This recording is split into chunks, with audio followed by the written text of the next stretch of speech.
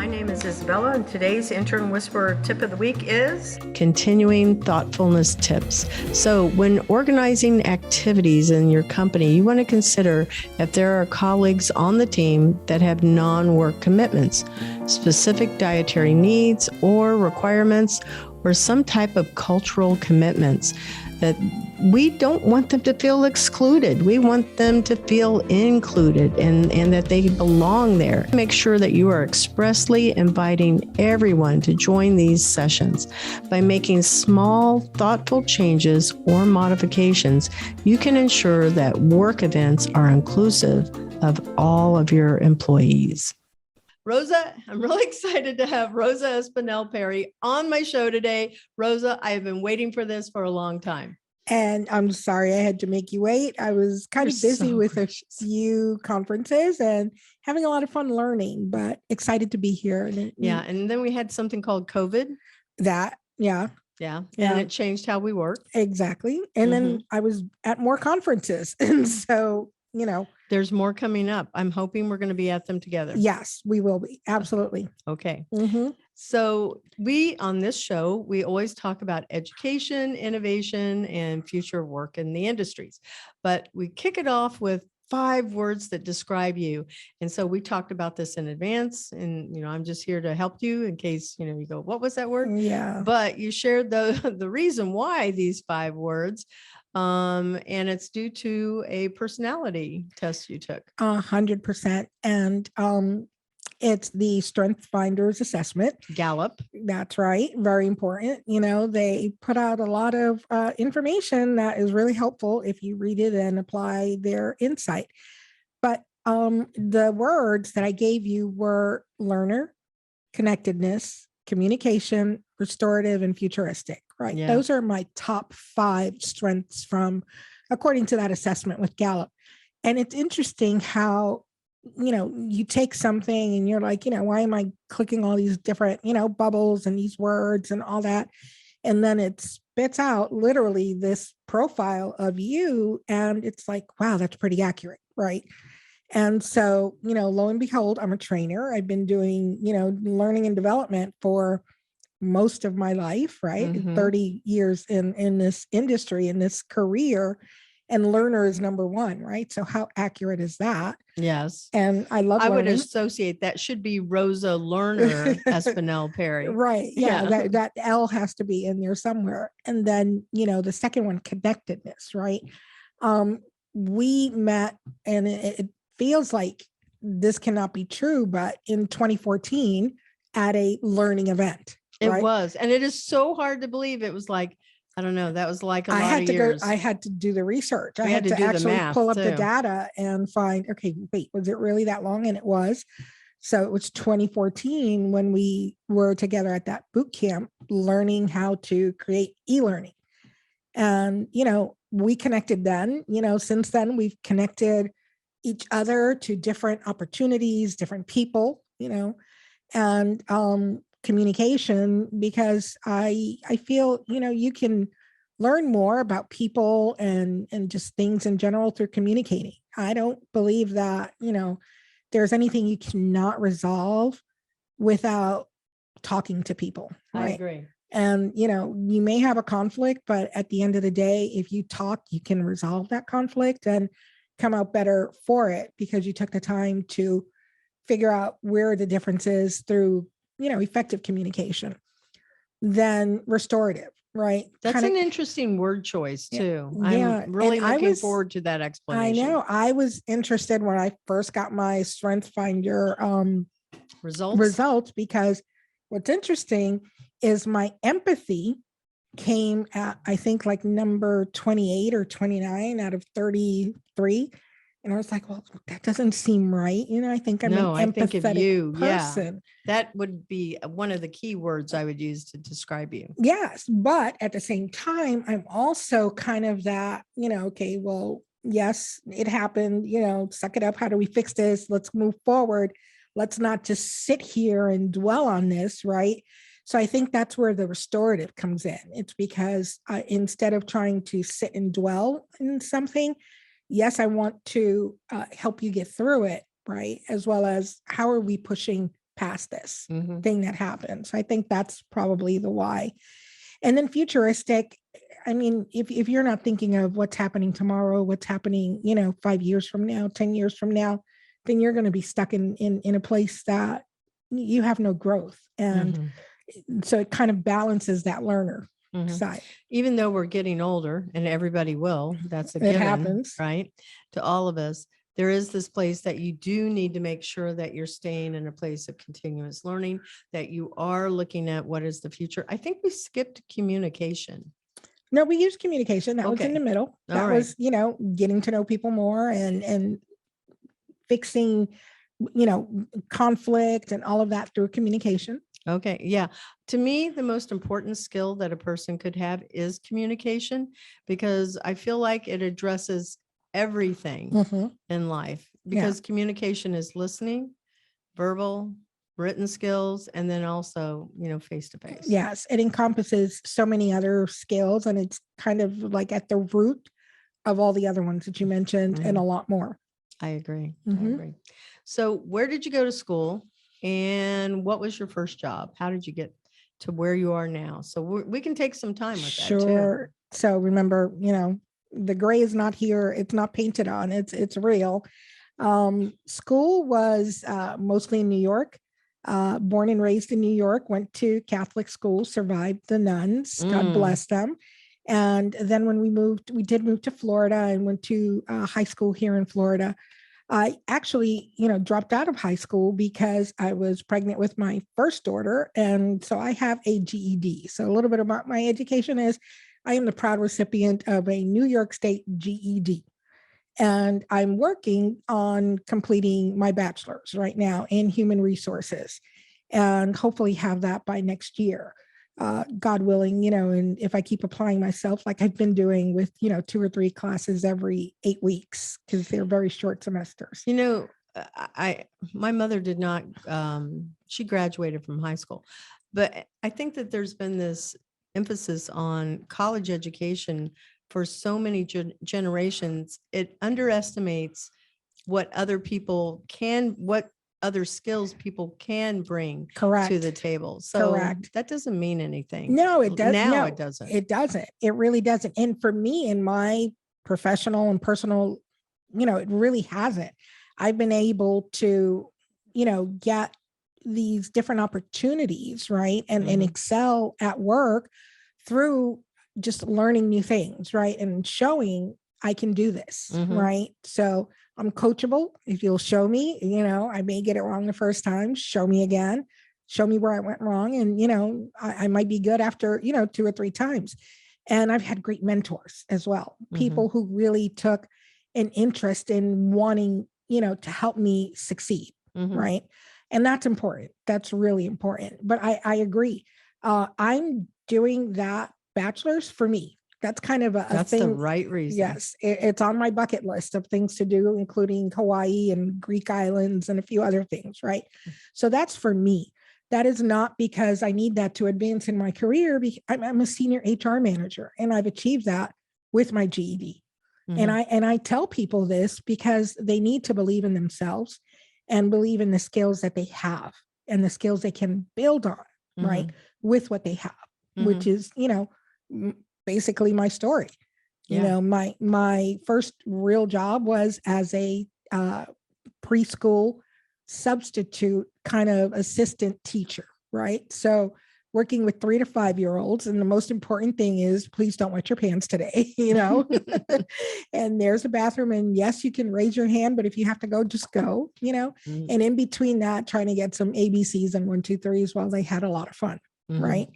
And then from there, we, moved back here to Florida. So, a lot of between New York and Florida. So in Florida, first real job that then got me into training was at a bank.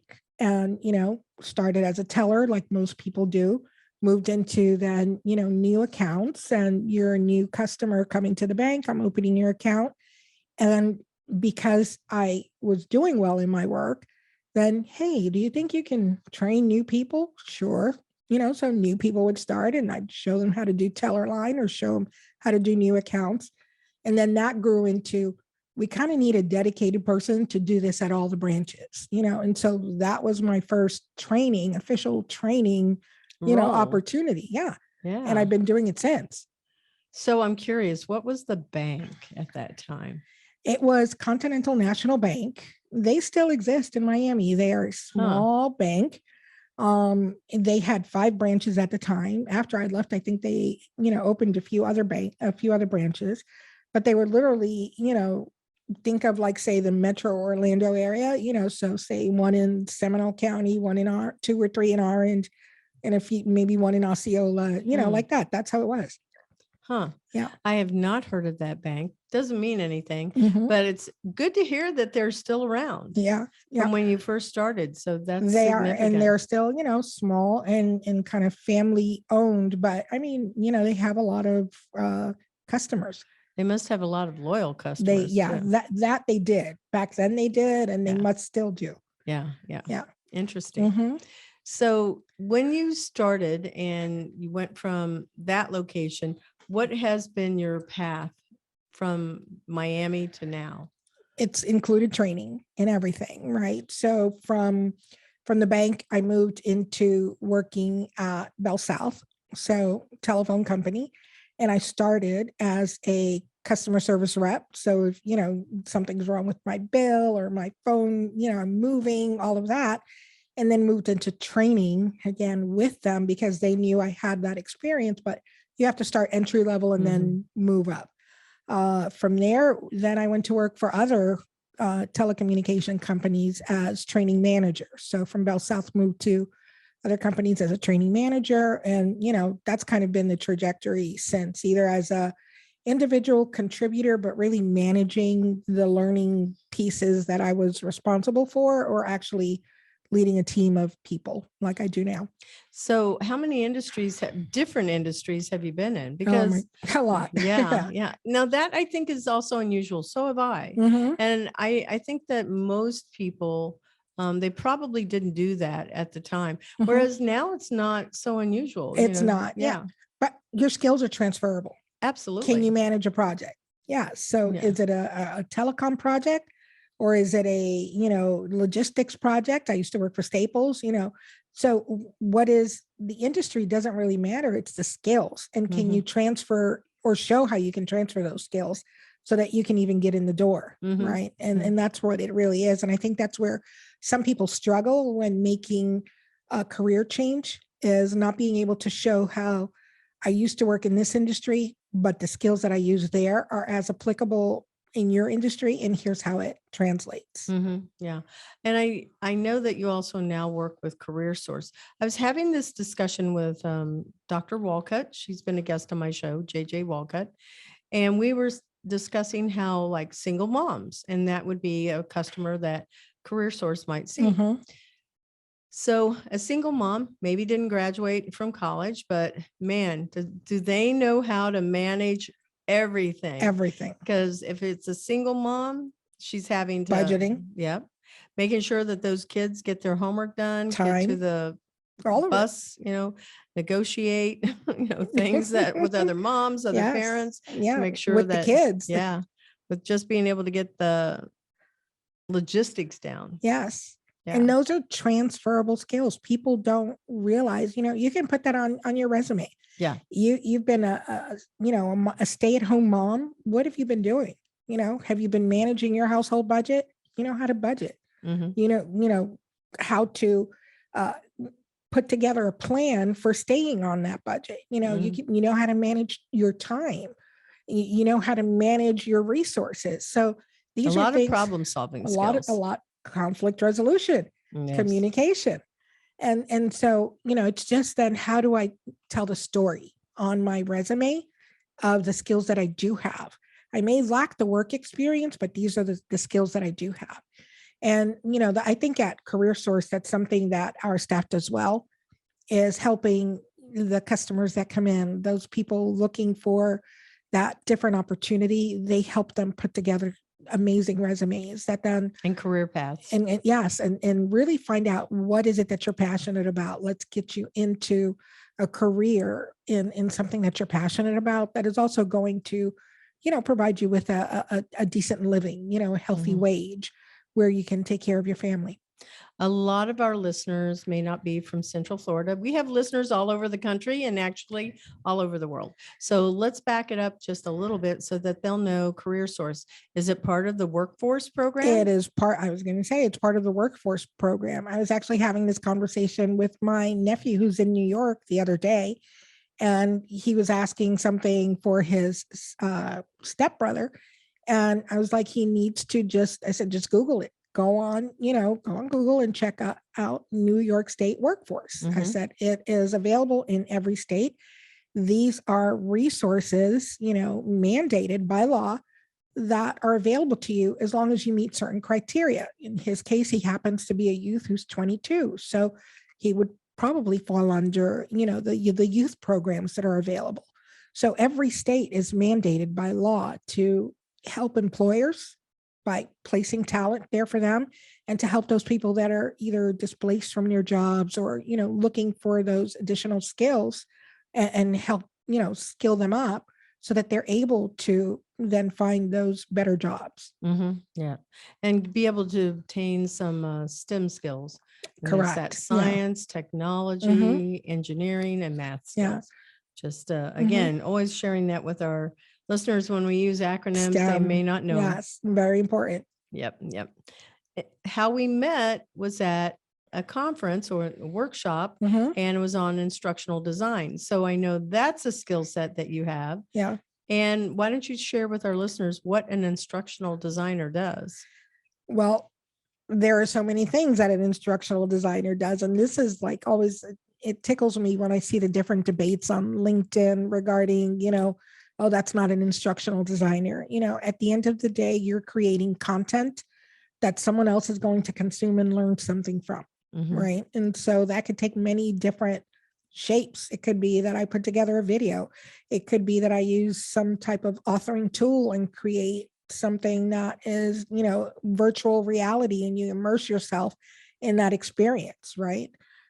Or it could be a PowerPoint that gives you step-by-step instructions on how to fill out a form that's required for your role, right? So it can take many shapes, and there's different things that you would do depending on what is the outcome. What is it that you're building, and why are you building that? What does that learner need to do at the end, right? So do you think, I wrote an article about multidimensional learning, and that's based on, I worked in the education sector for 26 years in public schools and then also in higher ed, but it's always training and learning in those two sectors and wide range of ages. When I think of an instructional designer, I think about it always having more of like an OD role, organizational development, where there's a pre-test, there's learning modules, there's still a check-in, a post-test at the conclusion, and then some follow-up activities to help reinforce the learning. That's 100%. I define 100%. it. Yes. And additionally, that learning is tied to the organizational goals, right? Because we're not going to build this unless it ties to specific KPI, metrics, or, other goals that the organization has set. And so by me creating this course that Isabella will eventually take, it ties into our organizational goal of being more effective communicators as a team, collaborating better as a team, which then helps us, meet XYZ goal, right? There has to be that tie-in between the end product, what are they doing with the organizational goals? Otherwise, why build it?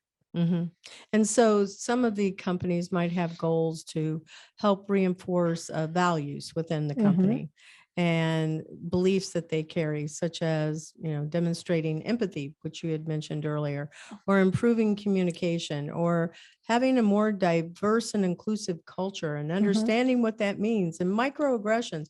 All of those, if they were looking for education and training to not only help people understand, set a general definition, but also change a behavior, that could be what is done in these courses. Correct. Yeah. And like you said, it starts at the top, and then needs analysis of, is this what we really need?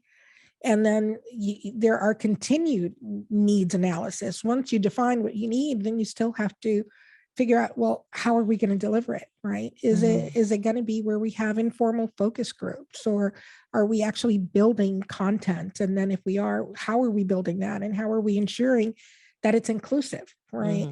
I really love the direction our industry is taking towards being more neurodiverse, right? So that we are inclusive of all the different types of potential barriers that someone could have to learning, and making sure that what we're building, what we're putting out there is accessible to all of these, different potential barriers. So you mentioned the word neurodiverse, and for the most part, I always hear that tied to autism. And I just pulled the definition up here. Displaying or characterized by autistic or other neurological atypical patterns of thought or behavior, not neurotypical. The intended audience, here's the example, for the course included both neurodiverse and neurotypical students.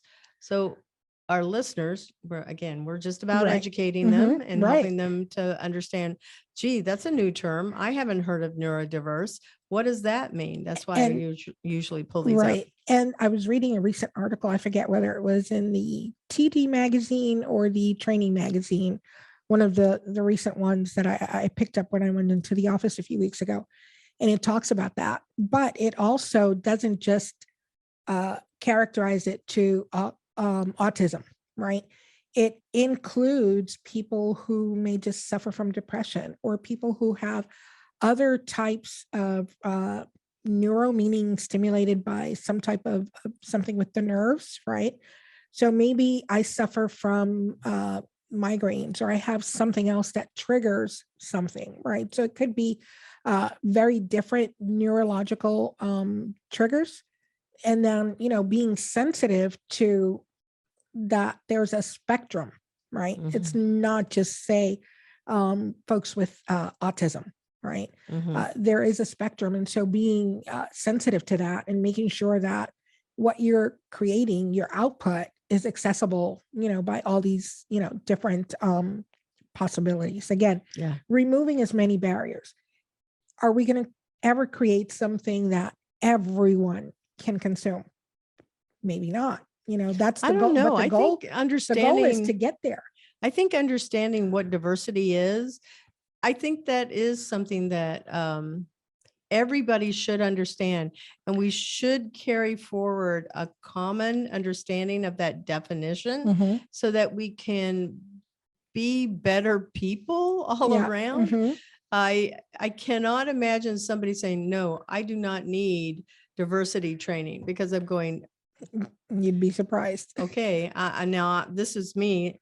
I did not know I'm standing in the presence of Jesus, and you are totally on the same page that you are perfect. I believe you are human and you could still benefit from this.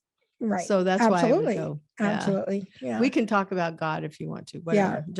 I agree. We're not perfect. We're human. Yeah. And so it really starts with having that open mind that there are things that you don't know. And you don't know what you don't know sometimes. Right? It can change in an hour from now, because guess what? Google just did an update. Right. And you just, learned, like you said, you Google that new term. So, now one new term, and an hour later you may know another one, with your next guest. So we have to just be open to that, to the process of learning and changing how we think about things as well. Yeah. Because sometimes we learn, but we're still stuck in, it's black. Yes. And it's not black, it's gray. What's interesting is that when people, and what I hope happens out of these discussions about diversity and inclusion, is the impact across multi-generations. Yes. And many times people think, oh, well, you've hit 65, or God forbid, you're, 55. Now you're no longer valid or have validity in the workplace, because you're going to be retiring. That doesn't necessarily mean that people are retiring then. And they're not. We have quite a few people, that work for us and are amazing. And, like taking butt, kicking names, kicking butt, however, the phrase goes.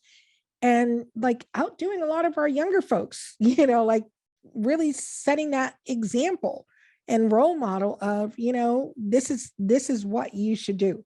This is how you do it. This is how you work with the employers. This is how you work with those career seekers. This is how you motivate them to, want to improve, to want to, continue their education or whatever it is that we're helping that person with. We have amazing consultants that do this every day, and they're in my age range, which is past 50, and I don't think they're ready to retire. No, and it's sad because honestly, every generation can learn from the other. Correct. You and I have talked quite a bit about peer and reverse training and what that looks like. Reverse is a younger, it could be not an age, it can be an experience or just an industry. In the skill. Yeah. In any of those capacities, being able to mentor up towards a more senior person. And peer is not limited to your generation. It can be more even defined as across your departments, across your company. So those terms have a wider variety of meaning for sure. Yeah. And there's so much opportunity in that, and some of that is what we're trying to achieve now in our internal training is really taking, that knowledge that's there, right? And using those folks who are willing to step up to the plate and say, yes, I will be a peer trainer. And so we're kind of creating almost a peer network of trainers for the different programmatic training that folks need to know in order to do their jobs. And it's working out really well. I've got to say, I'm like just blown away with some of the people, because it's like, you never would have thought, because they're kind of a little bit quiet, shy, and then they're so engaging in front of a group and facilitating like they've done it for 100 years, and they have so much knowledge that they've acquired over, the many years that they have with us. And they're so willing to share it, and to help ensure that our new people coming in have the same skills, the same, kind of drive and understanding of what it is that we do in the community and why we do it. And then the how, right? Because the why is important. And, and the how you can learn, but if you don't know the why, then, the how is kind of like, okay, but again, why am I doing it? Kind of like the jigsaw puzzle. You don't know which piece is really going where. Exactly. Because you can't see it yet. Yeah. Exactly. So what is your title over there at CareerSource? I had a recent promotion. So it's congratulations. Senior, thank you. Senior HR manager. And I'm still with mostly purview over all of the organizational development. So is this over all of CareerSource? Because you're in the corporate just office. Central Florida. So yes, we have 5 offices throughout the Central Florida area. And so it's that encompasses onboarding of new staff, continued education of all staff, leadership development. So, that purview over that, as well as dipping my toes in the other waters of like recruiting, the regular HR, employee relations, engagement, and all the other buckets that we have. Yeah, that's quite a bit. When people hear the word HR, they tend to think that we're just payroll. People that, payroll and handle paperwork. And payroll it's and so much more. It's so much more. Because right now, one of the biggest projects that we're going to start embarking on for our next year. So our years run July to June. And so we're about to close up this program year and setting goals for next year. And a big one is succession management planning, right? So what are those competencies or skills that we need to build in our existing staff to get them, next level ready? And who is ready to be tasked to maybe do a little more, to assign different projects to, and and really start grooming them, if you will, for more responsibilities within the organization. I'm not going to lie to you. I want to come in and be a part of that conversation as employers for change. So whatever has to happen, because you're coming into your new budget year, I'm going, all right, so let's do a collaborative study together is how I'm saying that. You're always open to all kinds of possibilities, but I know you're not always the decision maker. I don't hold all the purse strings. Yeah. They give me a budget and I manage it well. Yeah, but I'm going to go back to your words here. There are 5 words. I'm a connector. Connectedness. I knew you were going there. Connectedness, yes, and futurist. So yes. I'm going to use those 2 words right here, because honestly, futurist, you're always a very forward-thinking person. You have to be. You have to be. I don't know if you remember my, I think it's one of the pictures I sent you of remember all the tags we got at the conference? Those are so much fun. And you made it into a beautiful tapestry. I wove it into like almost a cape. Yeah, it was a lot. Yeah. And if you remember, the first 2 were be kind and future readiness, right? Mm-hmm. And for me, everything starts with being kind. You have to be kind. If you're not a kind person, then you need to figure out how to be a kind person. Otherwise, you are not ready for the future. And that's why I tagged those 2 together. I was trying to tell a story with all of the different tags, right? And it starts there, I agree with you 100%. Well, we've actually reached the halfway point. So we're going to take just a few minutes, a minute to acknowledge our sponsor. The Intern Whisperer is brought to you by Cat5 Studios, who help you create games and videos for your training and marketing needs that are out of this world.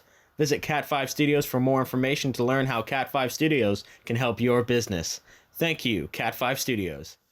And we're back to the second half of the show, but we didn't talk about ATD. I don't know if we fully explored CareerSource. I know we did cover quite a bit there, but let's make sure we talk about ATD. What does that acronym stand for? So it's the Association for Talent Development. Mm-hmm. And I'm so glad they changed their name several years ago, because it was training and development. It used to be ASTD. Mm-hmm. And so it was the American Society of Training and Development. Right. And they really took a look at what do we do? And what we do is we develop talent, mm-hmm. right? And so kind of future thinking, right? Mm-hmm. What do we really want to be called? What do we want people to know about us? And it's that we're the Association of Talent Development. And that encompasses everything within HR. It is not just training. Yes, they're mostly known for training, but it really is anything that you have to do within the realm of HR. You can learn, through the different resources available through ATD. And I've been a ATD member, I want to say since like 98 or 99, when I first really started my first training manager role at STS Telecom. And I was like, okay, I need help, because it was just me. It was a department of one.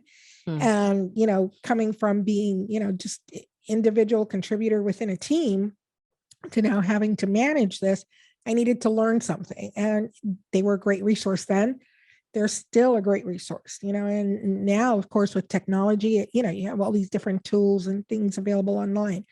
I've also been volunteering with our local chapter since 2012. So you've been in a leadership role. Yes. I started as a I forget what it was. I think it was called a site selection something. And I helped with, putting together the monthly events that we had. And then that went to VP of programs and then president of the chapter. And right now I'm kind of just in an advisory role as one of the past presidents. Mm-hmm. Yeah. I've watched you climb those ranks, and I've been on a sister organization, mm-hmm. the Good Network, Greater Orlando Organizational Development Network. We have crossed paths there, as well as SHRM, yes. Society of Human Resource Management. We're engaged in all of those things. And then you're also in Women in Leadership. Women in Leadership, yes. Yeah. And that conference was amazing in November. It's coming back. I'm hoping to be able to participate in that.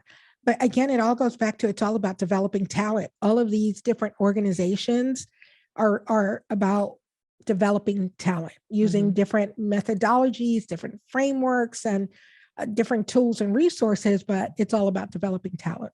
Mm-hmm. It sure enough is.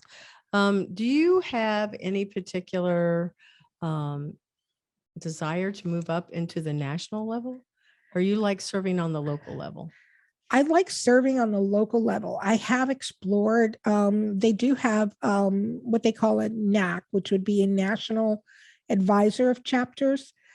But then I think about how that would take me away from a lot of the things that I do with my local chapter. And I love the members. I love our board. And I've learned so much also from being on that board. People don't realize how much you can learn by just volunteering. Oh my gosh, I love volunteering. Yes. Well, first off, you get to meet people in a different capacity.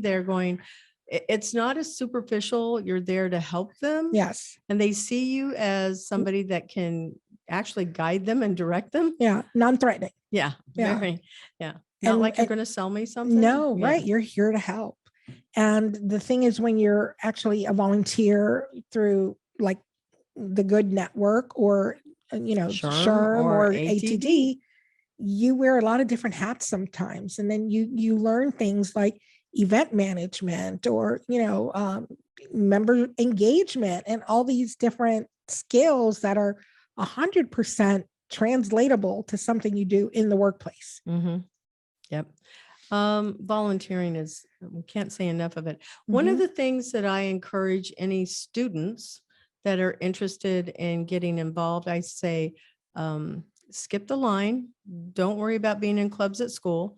Go and start getting in professional organizations. Correct. Where there are people in that capacity. And if you really want to make a big impact and get to know people, sign up to be on membership, because you will meet everybody. You'll meet everybody, either membership or the programs, whoever's coordinating the different programs that, particular organization has, or membership. You're going to get to meet people there and just sign up to do something. You don't have to dedicate a lot of time. People would be surprised. Sometimes, it's 2 hours a month, right? And that's it. That was your involvement, but you gain so much from just the, what leads up to that particular event, right? The logistics, the planning, the networking with different people. And that's really what then you translate at work, because at work, you've got to do that. You've got to collaborate with different people. You've got to make things happen, over a period of time. So again, skills that you can transfer to the real world. And just so our listeners know, you don't have to be somebody that is in the HR career path to be a part of ATD. No. As a matter of fact, you could join there and actually be able to connect with so many other people in different companies, different sizes of companies and industries. And we in HR are people that are connected to everybody in that company. So that would be a smart move. Absolutely. Yeah. I'm just going to give that one out. We do have folks that are part of ATD who are in finance. So we have several CPAs and bookkeepers, and they're there because they want to, they've signed up because they wanted to learn more about how to possibly train their staff, right?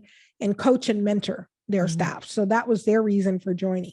One of them is now our VP of finance because she's an amazing accountant. And, so it's a great way for us to fill a vacancy of, we need someone to keep the books because we know how to do some of that, but you're certified doing that.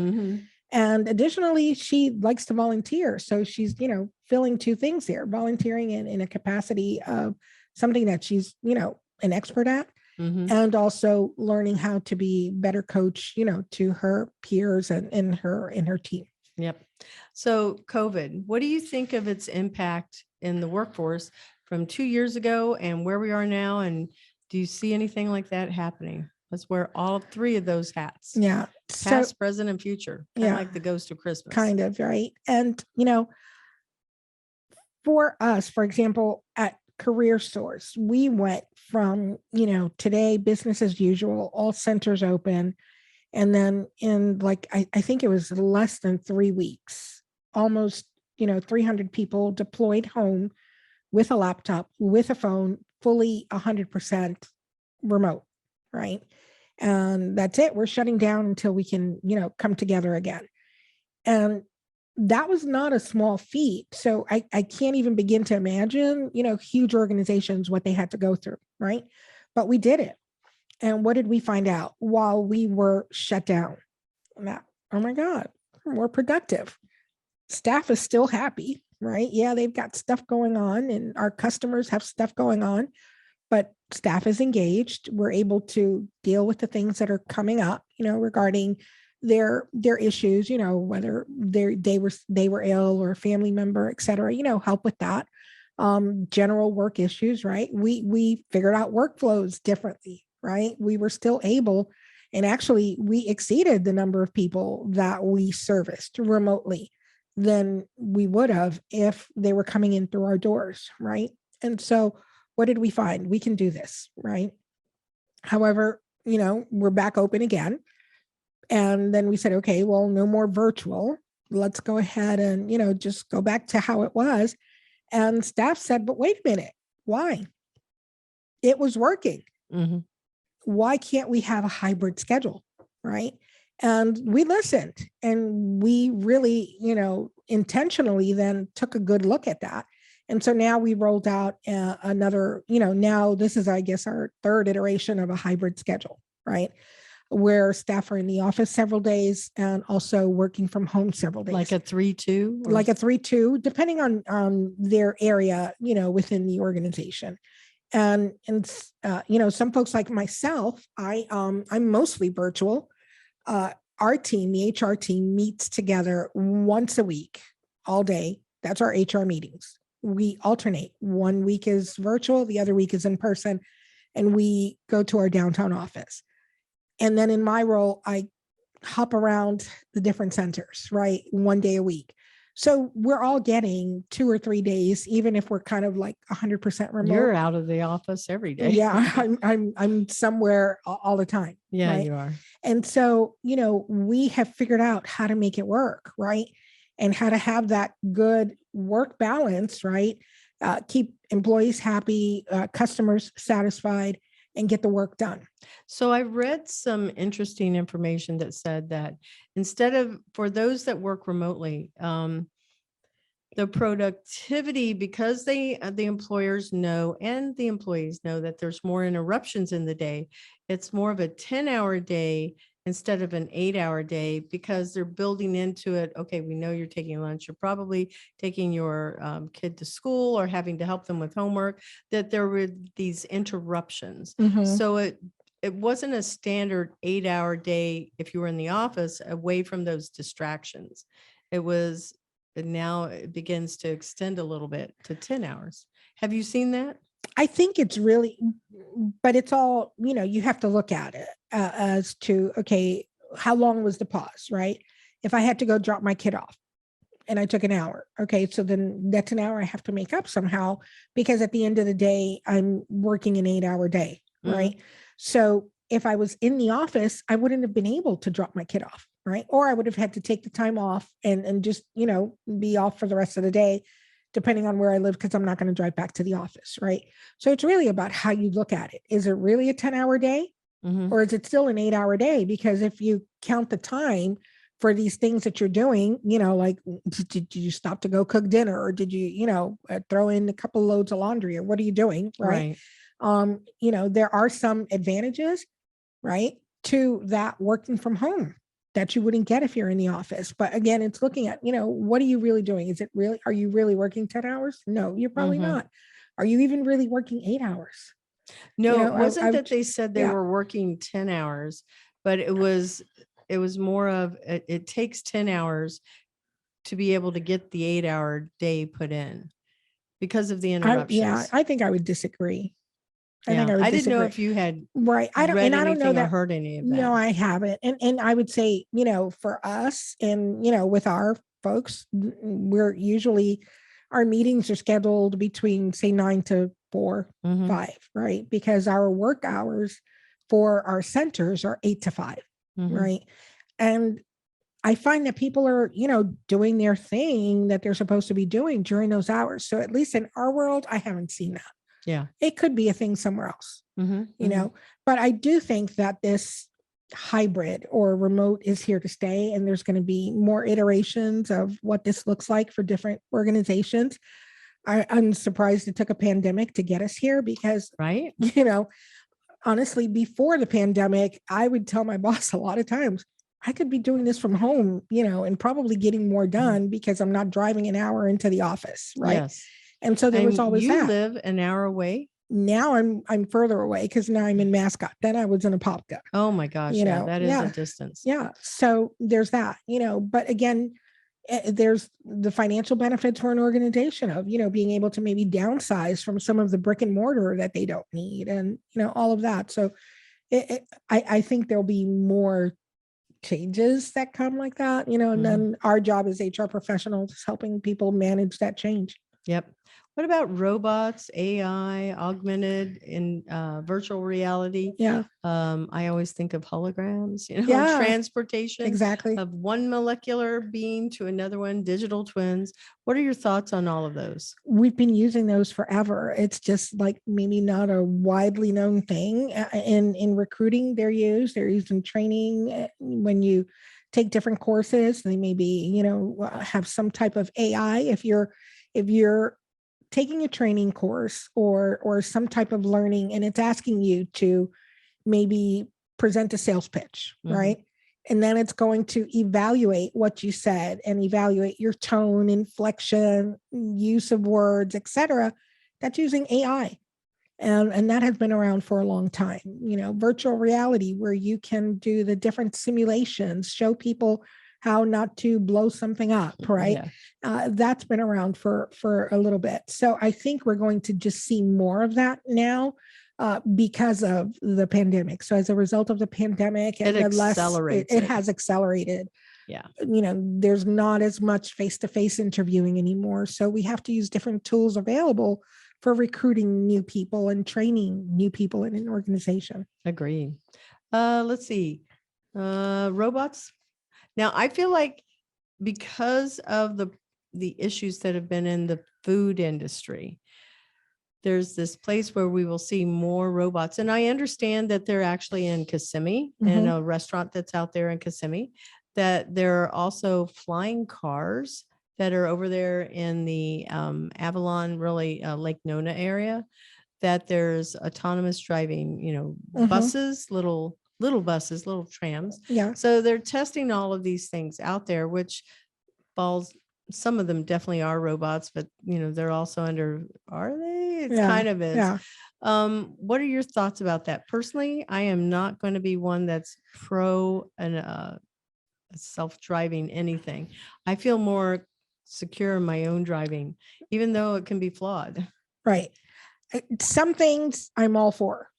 Yeah. And some things I'm still a little bit skeptical, right? So anything that helps improve workflows and things in a workplace and helps a company be able to grow, right? While still maybe not letting go 100 people, right? Because there's a way that they can coexist, the robots with the worker, right? Right. Then I'm all for that. Let's use it. When I worked for Staples at that time, and I worked for them from 2006 to 2012, and they were using robotics in their organization at some of the different facilities.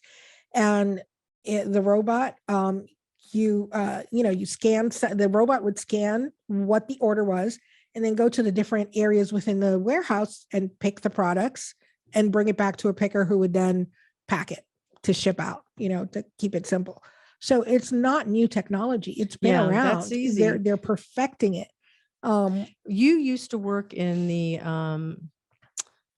I'll call it real estate industry, but it was in timeshare, I believe. Yes. Okay. Yeah. So to me, that's real estate, right? Yeah. Okay. So did you see any robots where they were like cleaning rooms? Because I really feel like that's going to be something that we see way more of.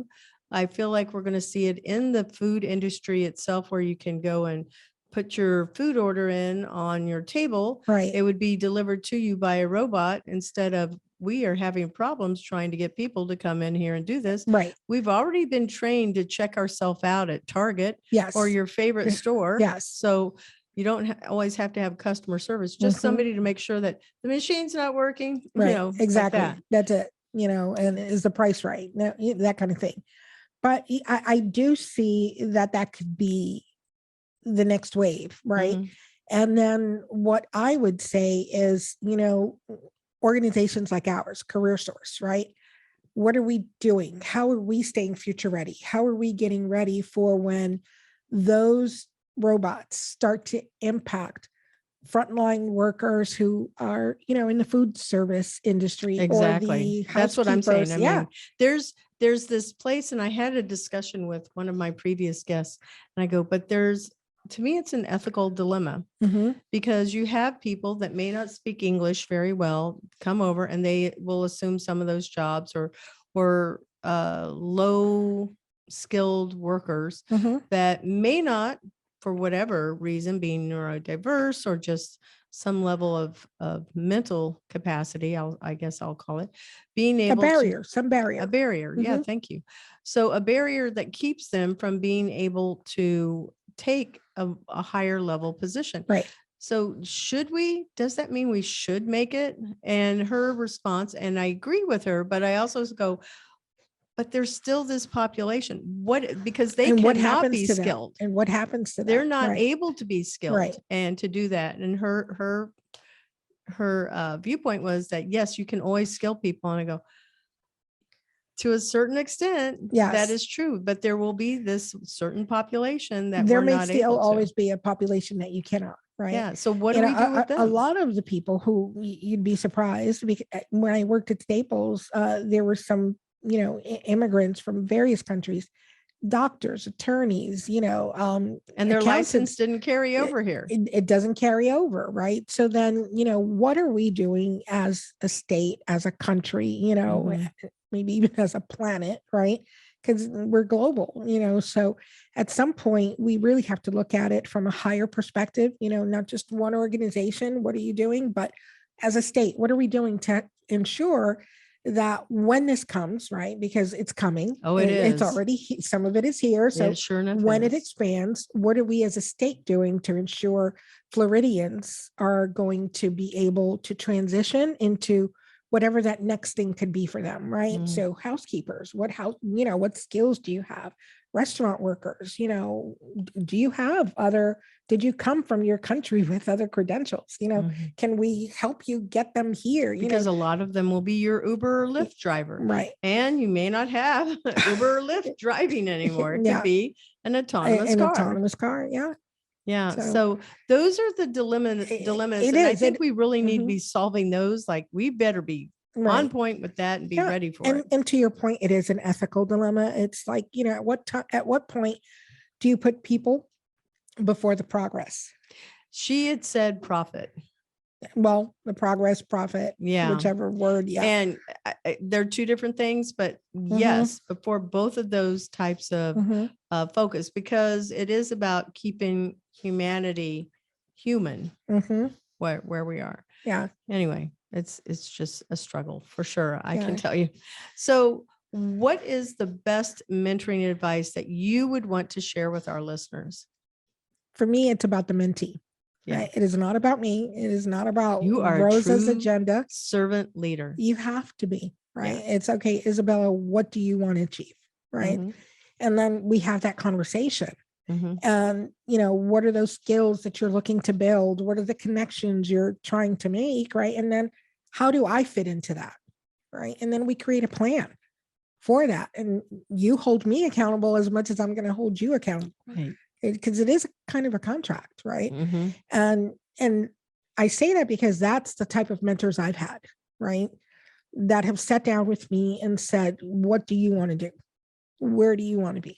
Mhm. And then let's kind of draw out that path together. And here's what I'm going to do, but then here's your homework, right? Because it's a two-way thing. It is. It absolutely is. So how can our listeners find you, contact you? I don't know if you have a personal website, any social channels that you're active on. Personal website is in the works. All And right. yes, Yay, yeah. you. So planning for whatever my next iteration of Mhm. me is going to be. And so that's in the works. So if you go to it now, it's rosaespinal.com, but it says it's under construction. But really LinkedIn.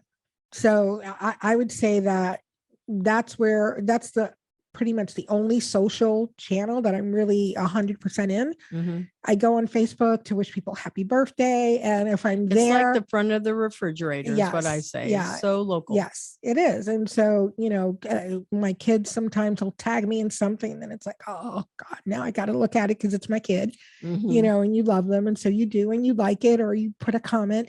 But I'm not on Facebook that much anymore. Twitter occasionally, if something comes through Are my you a feed that's TikTok interesting. girl? TikTok is my de-stressor at night.